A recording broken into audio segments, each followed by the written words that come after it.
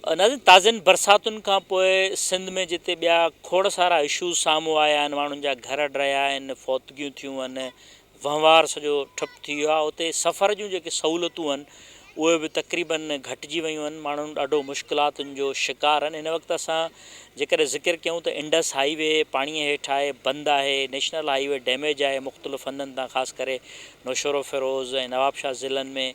महिराण highway जी बि साॻी हालति लॻी पई आहे। नतीजे में हिन वक़्तु तमामु घणो माण्हू मुश्किलातुनि खे मुंहुं ॾियनि पिया सफ़र जे दौरान।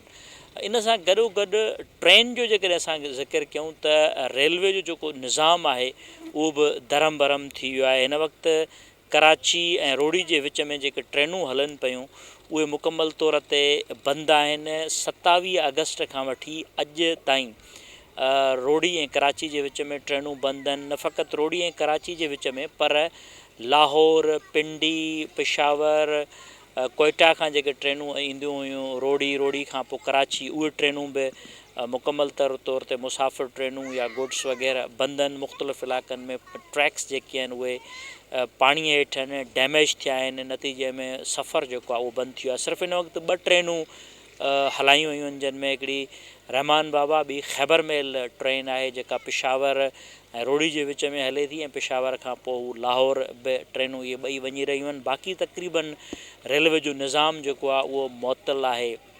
रोड़ी खां कराची, कराची खां रोड़ी जे विच में लॻभॻि 20 ट्रेनूं 24 कलाकनि में अप डाउन सफ़र कनि थियूं, हलनि थियूं, जंहिंमें 25,000 जे लॻभॻि मुसाफ़िर जेके आहिनि माण्हू उहे सफ़र कनि था इन जे विच में, जेके 27 अगस्त खां वठी करे बंदि आहिनि ऐं को बि कंहिं बि क़िस्म जो को ट्रेन जो जेको सिस्टम आहे उहो न पियो हले। इन सिलसिले में रेलवे अख़्तियारियुनि जो इहो चवणु आहे त दौड़, बांदी, बुछेरी खां वठी करे पडीदन, भिरिया रोड ऐं कोट लालू ताईं जेको रेलवे ट्रैक आहे, तक़रीबन 14 किलोमीटर रेलवे ट्रैक आहे, उहो पाणीअ जे हेठि आहे, डैमेज थी चुको आहे। ऐं इहो 14 किलोमीटर ट्रैक जी बहालीअ वारो कमु जेको आहे उहो शुरू कयो वियो आहे। ऐं ॿुधायो पियो वञे त घटि में घटि इन जी बहाली में 1 महीनो जेको आहे उहो अञा ताईं लॻी वेंदो, ऐं उनखां पोइ ट्रेन सर्विस जेका आहे रोड़ी ऐं कराची जे विच में बहाल थियण जो इम्कानु आहे। न फ़क़ति ट्रैक पाणीअ हेठि आहे, पर मुख़्तलिफ़ हंधनि ते टंडो आदम खां वठी करे कोट लालू ताईं ब्रिजिस जेके ठहियल आहिनि मुख़्तलिफ़ मोरियुनि जे मथां, जेके क्रॉसिंग्स ठहियल आहिनि उहे बि डैमेज थी वियूं आहिनि, जेके बि नयूं तामीर थींदियूं, जंहिंमें घटि में घटि ॿुधायो वियो आहे त 1 महीनो जेको आहे अञा वधीक लॻण जो इम्कानु आहे मुकमल तौर ते ट्रेन सर्विस रोड़ी कराची जे विच में बहाल थियण में। न फ़क़ति रोड़ी कराची में ट्रैफ़िक बंदि आहे रेलवे जी, पर बलूचिस्तान में बि साॻी सूरत हाल आहे। उते बि बरसातुनि जे करे मुख़्तलिफ़ हंधनि ते ट्रैक जेको आहे उहो मुतासिर थियो आहे।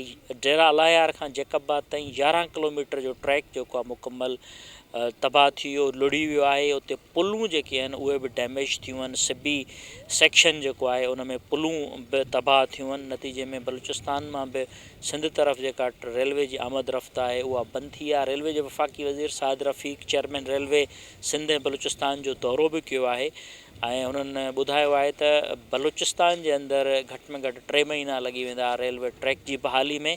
ऐं उन सां गॾु सिंध जो हिकिड़ो ॿियो जेको सेक्शन आहे दादू, सेवण, ॼामशोरे ताईं वारो, उते बि तमामु घणो ट्रैक मुतासिर थियो आहे। ट्रैक बल्कि इन सॼे इलाइक़े जो लुड़ी वियो आहे।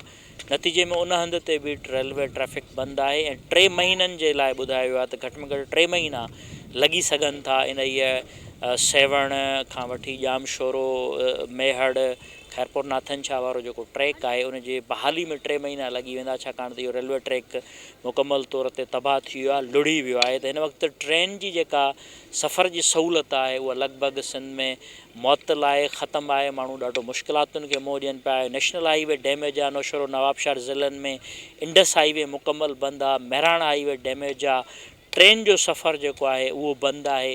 त माण्हू इंतिहाई मुश्किलातुनि खे मुंहुं ॾियनि पिया, ऐं मुतालबो आहे माण्हुनि जो त हंगामी बुनियादनि ते घटि में घटि नेशनल हाईवे जेको आहे उनखे मुकमल बहाल कयो वञे, जंगी बुनियादनि ते कमु कयो वञे, पाक फ़ौज खां मदद वरिती वञे, त जीअं माण्हू सफ़र जूं जेके सहूलियतूं आहिनि उहे वधि खां वधि मुश्किलातूं जेके आहिनि उहे घटिजी सघनि, ऐं सफ़र जूं सहूलियतूं जेके आहिनि उहे वधी सघनि। कैमरामैन सलाउद्दीन सां गॾु जान मोहम्मद महर, KTN न्यूज़, सखर।